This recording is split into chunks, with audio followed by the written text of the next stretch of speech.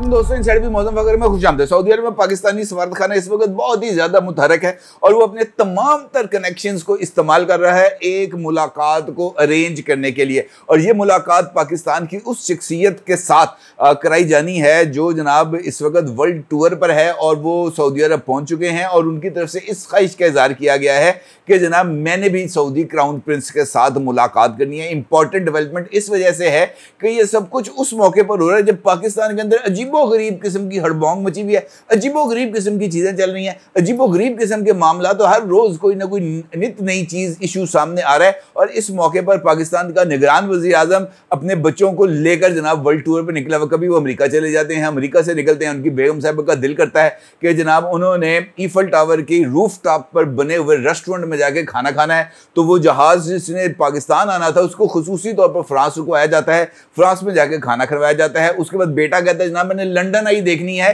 तो उसके बाद 3 दिन के लिए जो है वो 4 दिन के लिए बरतानिया के दौरे पर रवाना हो जाते हैं। और फिर ये जो वर्ल्ड टूर है इसके चौथे मरहले पर इसको मजहबी टच देना चूंकि ज़्यादा ज़रूरी था, लिहाजा उम्रे की सआदत हासिल करने के नाम पर जनाब मौसूफ अनवारुल्लाह काकड़ साहब पहुंच जाते हैं सऊदी अरेबिया, मदीना शरीफ में एंट्री देते हैं। और वहां पर उतरते साथ ही सरकार की तरफ से बयान जारी कर दिया जाता है कि जनाब अनवारुल हक साहब निजी दौरे पर सऊदी अरेबिया आ गए हैं और वो अपने इस निजी दौरे पे जो है वो उम्रे की सआदत हासिल करेंगे। बंदे खुदा को पूछे इन लोगों को कि यार कहाँ पे खड़े होकर, किन मुकामात पे खड़े होकर कौन कौन सी बातें कर रहे हो। निजी दौरा सरकारी जहाज में, पाकिस्तान एयरफोर्स के सरकारी जहाज में दौरा कर रहे हैं, सरकार के खजाने से पेट्रोल डलाया जा रहा है, सरकार के खजाने पर जनाब सैर व तफरीह की जा रही है। और निजी दौरा जनाब चूंकि उम्रे का तवाफ करना है लिहाजा जनाब ये निजी दौरा है। निजी दौरा किस चीज़ का जनाब? सरकार के हर एक चीज़, सरकार की फैसिलिटीज, होटल शोटल सब कुछ सरकार के इस्तेमाल हो रहे हैं, लेकिन निजी दौरा। अब चूंकि वहाँ पे पहुँच गए हैं तो फिर यकीनी तौर पर यह ख्वाहिश भी मौजूद होती है बंदे के दिल में कहीं ना कहीं कि जनाब बुशरा बीबी को अगर 5 कैरेट की अंगूठी मिल सकती है, बुशरा बीबी को अगर हीरों का हार मिल सकता है, बुशरा बीबी को अगर जो है वो 1.5-2 अरब रुपए का जनाब सोने का सेट मिल सकता है, इमरान खान साहब को महंगी तरीन घड़ियाँ मिल सकती हैं, खुसूसी गोल्ड प्लाटीनियम पता नहीं क्या क्या लगा होगा उसमें, वो घड़ियाँ मिल सकती हैं जिसके ऊपर सऊदी वो जो है काबा शरीफ का वो लगा हुआ है, अक्स लगा हुआ है। तो क्या पता हमें भी कुछ ऐसी कोई सहूलत दस्तयाब हो जाए कि कल को हम भी कोई करोड़पति बन जाए। ये बुनियादी चीज़ है यार, आप अंदाज़ा करें। मुझे मैंने उम्रा जो है जाना, अल्लाह ताला माफ़ करे, कहना नहीं चाहिए, लेकिन उम्रा करना अच्छी बात है, आपको करना चाहिए, लेकिन ये उम्रा अपनी ज़ाती जेब से करना चाहिए। ये हज है ज़ाती जेब से करना चाहिए। ये क्या बात हुई कि जनाब मैं सरकार का जहाज़ लेकर निकला हूँ पाकिस्तान से, 14 अगस्त को हल्फ उठाया था और उसके बाद से जनाब ये जो 5 मुल्कों के गैर मुल्की दौरे हो गए। बल्कि आज एक और ख़बर भी आई है कि जनाब अनवारुल्लाह काकड़ साहब ये जो है सऊदी अरब का दौरा इसको कंप्लीट करने के बाद जनाब चाइना भी जाएंगे। 4-5 दिन चाइना में भी उन्होंने अभी क़याम फरमा होना है और उसके बाद पता नहीं अगले किस मुल्क का दौरा उनको नसीब हो जाए तो उसके बाद वो जनाब पाकिस्तान आ जाए। 6 महीने की, 3 महीने की, 90 दिन की आईनी तौर पर देखा जाए तो 90 दिन की हुकूमत है। और अगर जनवरी का हिसाब भी लगा लिया जाए तो 5 महीने की हुकूमत बनती है। 5 महीने की हुकूमत के अंदर भी अगर बंदे ने इतने ही शशके करने हैं तो बंदा अंदाज़ा लगा सकता है कि किस हद तक वो जो है ना ज़हनी लेवल वो कहाँ पर है मौजूद, IQ लेवल का। और फिर यही वजह है कि पाकिस्तान की जो पोलिटिकल एलीट है वो जो है वो इल्ज़ामात की जद में भी रहती है और वो कंप्रोमाइज़ भी हो जाती है। इन्हीं हरकतों की वजह से पॉलिटिकल लीडरशिप को जो है वो कमज़ोर होना पड़ता है क्योंकि उनका जो इखलाकी मेयारात हैं वो बहुत ज़्यादा लो पर मौजूद होते हैं। सऊदी अरब में पाकिस्तानी सफारतखाने में मुकीम है, मेरे एक दोस्त हैं, वो वहाँ पर इस वक्त वो जो सऊदी पाकिस्तानी मिशन है सऊदी अरेबिया में वहाँ पर काम करें। मेरी उनसे बात हुई तो उन्होंने खुद मुझे पर्सनली इस बात से आगाह किया कि जनाब ख्वाहिश आई है बड़े साहब की कि जनाब मैंने मोहम्मद बिन सलमान साहब से मिलना है, मेरी कोई एक मुलाकात उनके साथ भी अरेंज कर। मेरे बच्चों को बड़ा शौक है, मेरा ख्याल है वो शौक इस वजह से है कि वो एक ना क्लिप है सोशल मीडिया पर बड़ा वायरल हुआ है कि मोहम्मद बिन सलमान साहब जो है वो मस्जिद से या किसी जगह से बाहर निकलते हैं, कोई एक साहब थे उन्हें अपना बच्चा गोद में उठाया होता है और वो बच्चा जो है ना मोहम्मद बिन सलमान साहब को देखे कहता है कि मैंने मर्सिडीज़ गाड़ी लेनी है। तो आगे से वो कहते हैं अच्छा मर्सिडीज़ गाड़ी लेनी है, वो कहते हैं हाँ जी मैंने मर्सिडीज़ गाड़ी लेनी है। तो अपने सेक्रेटरी को कहते हैं कि इसका एड्रेस नोट कर लो, वो एड्रेस नोट करता है, फिर क्लिप आता है कि ना वो बच्चा एक मर्सिडीज़ गाड़ी के पास खड़ा है। मेरा ख्याल है कि शायद वो भी यही सोच के क्लिप उन्होंने बनाया था कि यार जो भी मिलेगा उसको कम से कम मर्सिडीज़ गाड़ी तो मिल ही जाएगी। शायद यही वजह है कि जनाब हमारा जो इस वक्त सफारत खाना है वो बहुत ही ज़्यादा दबाव में है। और यहाँ पर जो सूरत हाल है वो एक जानिब ये जो फैज़ाबाद धरना केस है ये गले की हड्डी बना हुआ है। और दूसरी जानिब जनाब हाफिज साहब की एंट्री होने के बाद लाहौर में ज़रा गेम बड़ी अजीबोगरीब बदल गई है। अब आप इससे अंदाज़ा लगाएं कि जो इंतज़ामी फ़ैसले हैं वो किस लेवल पर हो रहे हैं, जो हुकूमती फ़ैसले हैं वो किस लेवल पर हो रहे हैं। इंतज़ामी फ़ैसले कौन कर रहा है? आर्मी चीफ लाहौर में आकर यहाँ पर मुलाकातें करके। और इंतज़ामी फ़ैसले क्या हो रहे हैं कि जनाब मुलाकात करानी है निगरान वज़ीर आज़म की सऊदी क्राउन प्रिंस के साथ, ताकि ये जो निजी दौरा है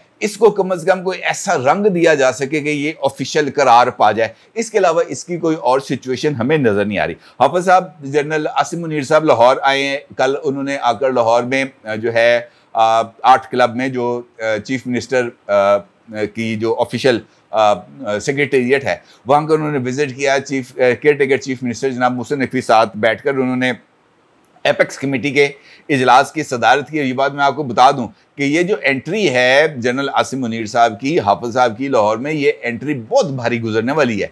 ये अलग अगरचे ये बात अपनी जगह पर है कि जनाब उनको बताया गया कि ये जो है हम ये जो मुहिम चला रहे हैं ज़ख़ीरा अंदोज़ों के ख़िलाफ़ चला रहे हैं, ये पाकिस्तान की मीशत को ठीक करने के लिए हर तरह की लीकेजेस को रोका जाएगा। ऑल्दो मैं आपको ये बात बता दूं कि ये जो है ना लाहौर में एंट्री, ये ऑपरेशन रद्दुल इमरान को तेज़ करने का एक सिलसिला है, क्योंकि हाफिज साहब की इस एंट्री के बाद लाहौर में जो क्रैकडाउन है वो ज़्यादा शिद्दत के साथ शुरू हो गया है। और बताया ये जा रहा है कि वो तमाम लोग जो 9 मई के वाक़यात की वजह से पिंडी के मुख्तलिफ मेहमान खानों में मौजूद हैं, उन्होंने बताया कि जनाब ये जो मेहमान खाने हैं इसके अंदर जगह ज़्यादा है, बंदे कम है, और इन मेहमान खानों में भी हमारे साथ वो लोग होने चाहिए जो कोर कमांडर लाहौर की रिहाइशगाह के बाहर मौजूद थे, अंदर मौजूद थे, मॉल ऑफ लाहौर के इर्द गिर्द मौजूद थे, CST शॉप्स के बाहर मौजूद थे, गाड़ियों को तोड़ रहे थे, नारे लगा रहे थे, डंडे मार रहे थे।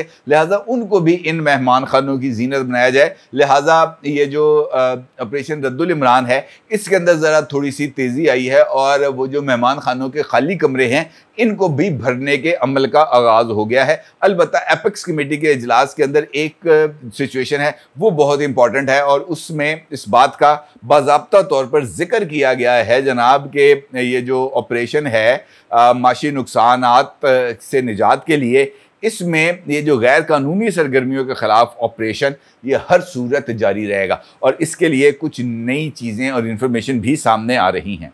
अब माशी नुकसानात से निजात के लिए गैर कानूनी सरगर्मियों के खिलाफ कार्रवाई जारी रखने का फैसला किया गया है। इस एपेक्स कमेटी में आर्मी चीफ साहब की तरफ से इस बात का ऐलान भी कर दिया गया है, और इस बात का जिक्र भी किया गया है कि जिस एजेंडे का तयन कर लिया गया है वो एजेंडे को हर सूरत पाए तकमील तक पहुँचाया जाएगा, और गैर कानूनी सरगर्मियों के खिलाफ कानून नाफिज करने वाले इदारों की मुतल्लिका सरकारी महकमों के साथ मिलकर जो कार्रवाइयाँ हैं ये पूरी कुव्वत के साथ जारी रहेंगी। अब इसका मतलब ये है कि हाफिज साहब जो है ना वो किसी भी सूरत वो कहते हैं ना टिली छड़ने के लिए तैयार नहीं है। वो जो डंडा उन्होंने उठाया हुआ है वो डंडा भी है और रंदा भी है, ये दोनों चीज़ें जारी रहनी है। डंडे ने अपना काम करना है, रंदे ने अपना काम करना है, और इन दोनों सूरत हाल में जो असल कार्रवाई है वो ऑपरेशन रद्दुल इमरान है, जिसने पूरी ताकत के साथ अपना जो कार्रवाई है वो जारी रखनी है। बताया ये जा रहा है कि army chief general Asim Munir साहब को इस बात का मशवरा दिया गया है कि जनाब आपकी तरफ से ये बात बारहा कही जा रही है कि हमने मईशत को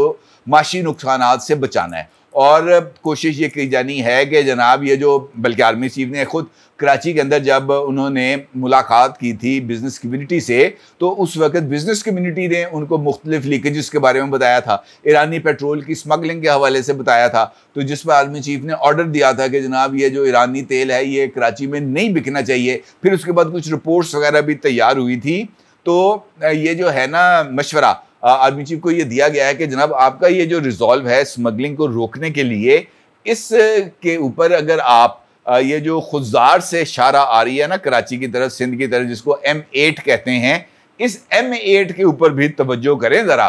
ये जो मेजर लेवल की स्मगलिंग है ना बड़े बड़े पैमाने पर, वरना वो जो है ये जो ईरान से पेट्रोल वगैरह स्मगल होता है तो छोटी छोटी गाड़ियों में आता होगा, 200-250 लीटर आता होगा।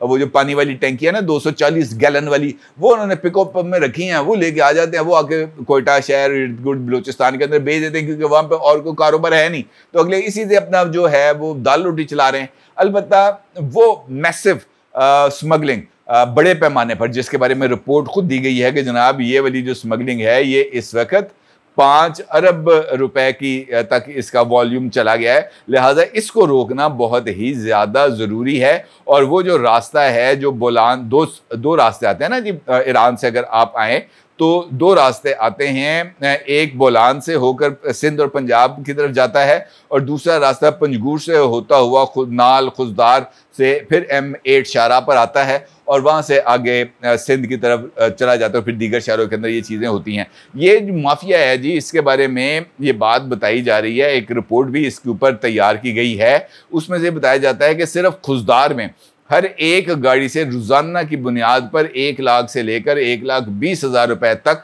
वसूल किए जाते हैं, जो ब्यूरोक्रेसी समेत तमाम सियासतदानों और ताकतवर अनासर की जेब में जाते हैं। और फिर ये जो तेल है वहाँ से ईरानी तेल ये बड़ी गाड़ियों में खुजदार वाला जो है ना हिस्सा उसको क्रॉस कर जाता है। इसी बात में ये बात भी बताई गई है कि जनाब आर्मी चीफ को कि आपके ऑर्डर्स के बावजूद ये जो स्मगलिंग है ये अभी तक जारी है और ये स्मगलर्स और ज़्यादा ताकतवर हो गए हैं। इस हवाले से एक वाक़े का भी हवाला दिया गया और ये कहा गया कि 4 माह कबल तकरीबन 28-29 अप्रैल की दरमियानी शब FC कलात स्काउट्स और कस्टम इंटेलिजेंस ने खुजदार में एक ऑपरेशन किया था। यूरिया खाद और चीनी की गैर कानूनी ज़ख़ीरा अंदोज़ी के खिलाफ ऑपरेशन करते हुए हिजरे अस्वद होटल के करीब गोदाम से तकरीबन 600 टन चीनी और बोरिया और यूरिया को सरकारी तहवील में लिया गया था। इसके बाद अरबाब कॉम्प्लेक्स के करीब एक नई तामीर शुदा मार्केट थी और उसकी 34 दुकानों से भी चीनी और यूरिया की तकरीबन 14,000 बोरियां बरामद की गई थी और सरकारी तहवील में लिया गया था। इसी तरीके से एक हफ्ते बाद 2 और मुख्तलिफ कार्रवाइयों में तकरीबन 5,000 के करीब चीनी की जो बोरियां हैं वो बरामद हुई थी। लेकिन हैरत अंगेज़ तौर पर इस ऑपरेशन के कामयाब होने के बावजूद भी वो तमाम लोग जो इस धंधे में मुलव्वस थे उसमें से किसी एक के ऊपर भी हाथ नहीं डाला गया, क्योंकि ये तमाम लोग भी उसी नेक्सस का हिस्सा हैं जो ताकतवर हलकों ने और ताकतवर शख्सियात ने फैलाया हुआ है। और ये शख्सियात जो है इस वक्त भी अपना कारोबार जो है वो जारी रखे हुए हैं। इसका मतलब ये है कि ये जो स्मगलिंग रूट है इस के ऊपर फोकस किया जाना बहुत ही ज़्यादा ज़रूरी है।